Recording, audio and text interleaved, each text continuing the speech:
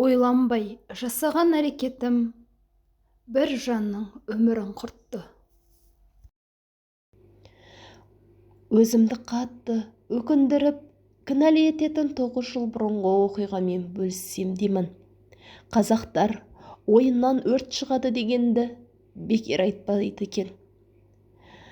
Менің басымдағы осындай бір оқиға бір адамның тағдырын күл-парша еткені бар емес пе?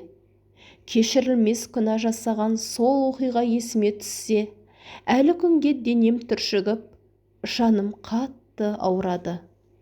Құрметті оқырман, каналыма тіркеліп, әңгімемді соңына дейін тыңдап, ұнаған болса лайк басып, комментарийде өз ойларыңызбен бөлісіңіздер. Бір күні менің досым Әсет өзінің дос қызының туған күніне шақырды. Ол күні көп шаруам болып, қатты шаршап, диванға қисайсам, ұйықтап кетіппін. Мен қалта телефонның қоңырауы оятты. Әсет екен. Жанталаса, көк жемпірім мен жеңсемді киіп, есікке қарай ұмтылдым.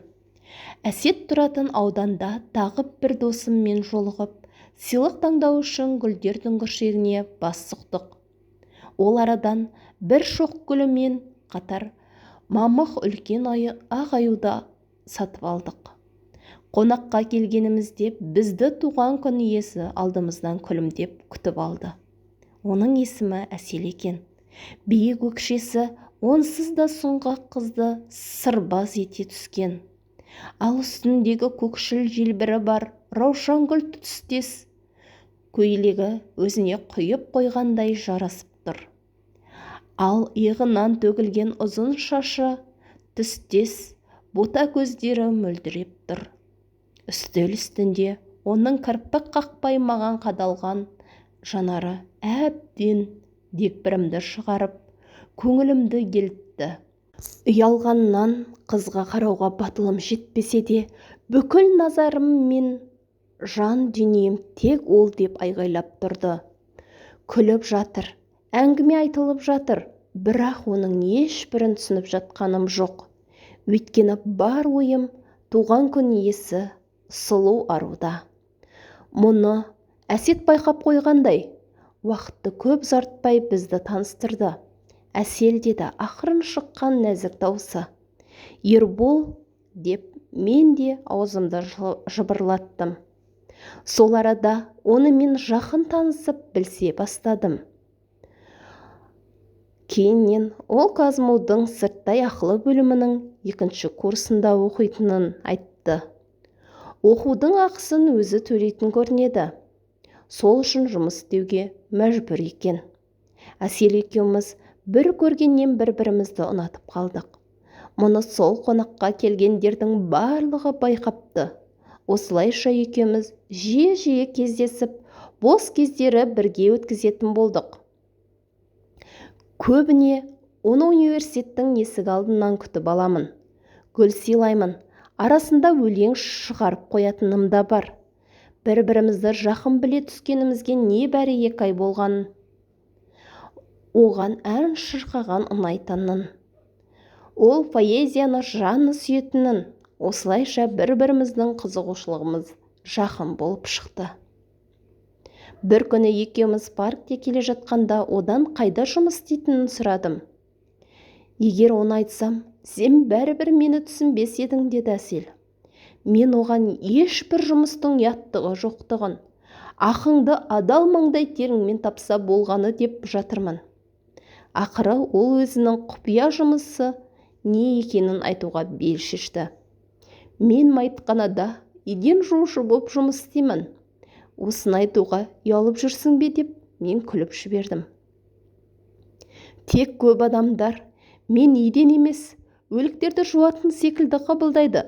Сондықтан бұған түсіністікпен қарағаныңа рахмет, деді Әсел түсін суытып. Сол күні оны үйіне дейін шығарып салып, құшақтап, бетінен сүйіп қоштастым. Үйге таксимен жеттім. 1 сәуір қарсаңында досым Әсет біздің үйге бас сұқты. Екеуі ара өмір, қыздар, болашақ туралы біраз әңгіменің тізгінін жібердік. Қолында сырасы бар Әсет бір уақытта басына бір керемет идея келгенін айтып, аяқ астынан айран асыр болды да қалды. Ол қандай немене деп жатырмын, мен де оның желігіне елтіп. 1 сәуірде Әселді қатырайық дейді ол қос алақанын уқалап. Қалай? Ол мәйітханада жұмыс істейді емес пе? Иә. Менің бір танысым театрда жұмыс істейді. Ол адам қолы барын айтқан. Тура адамдікі секілді манекен қол. Талай елді шошыттық деген. Соны Әселдің жастығының астына қойып қояйық. Есің дұрыс па? Қызды олай шошытуға бола ма екен? Болмайды мұның. Дегенмен Әсет, ол қандай жерде жұмыс істейтінін білесің ғой. Өлікпен жұмыс істеп жүрген адам қандай да бір манекеннен қорқады ма екен? Деп бастырмалатып қоймай қойды. Ақыры оның ақылға сиымсыз бұл ойына қатысуға келісім бердім.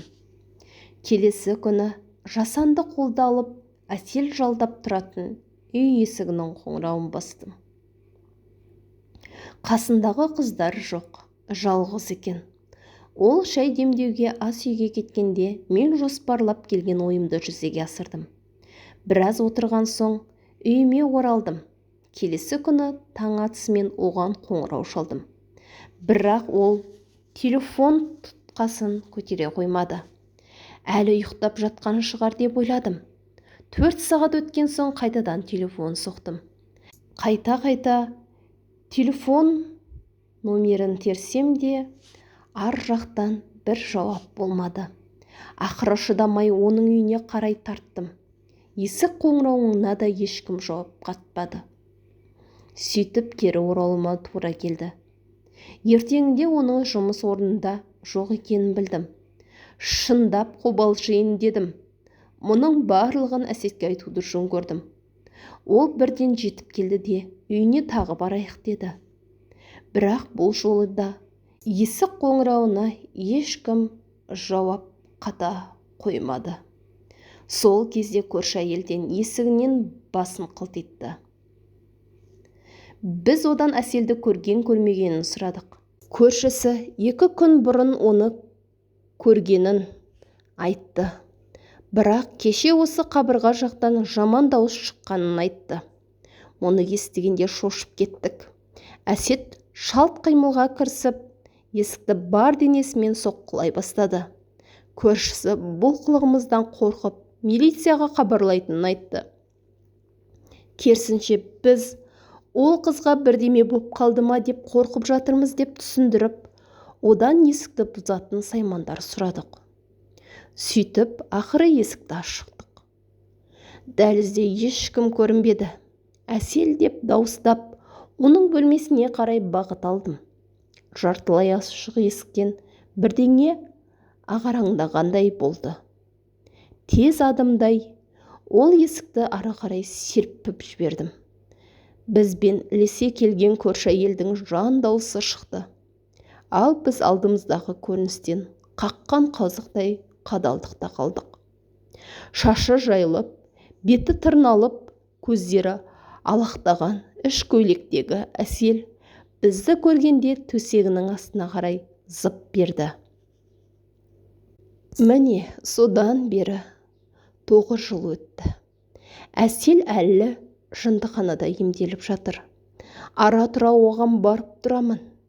Бірақ ол басқа өз әлемінде шарлап жүреді. Тіпті мені танымайтын да секілді. Аузынан бір сөз ала алмай қойдым. Ал Әсетпен сол күні жолымыз айырылысқан. Әселдің мұндай күйге түсу себебін Әсет екеуміз ғана білеміз. Ол осыған дейін іште құлыптаулы құпия жатқан. Бірақ осы нәрсе маған маза бермей, өмірімнің мәнісін жойып, алға қадам жасауға мүмкіндік бермейді. Қазір жұмыссызбын. Әлгі жағдайдан соң томаға тұйықталып кеттім. Барлығы жан-жағымнан ұрса береді.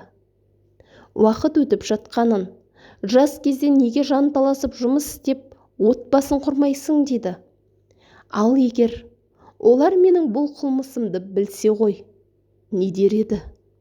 Не істерімді білмей жүрмін. Құрметті оқырман, каналыма тіркеліп, әңгімем ұнаған болса лайк басып, комментарийде өз ойларыңызды қалдыруды ұмытпаңыздар. Каналыма тіркеліп кетуді ұмытпаңыз. Өзге де әңгімелерді, болған оқиғаларды каналымнан таба аласыздар. Алдын ала рахмет.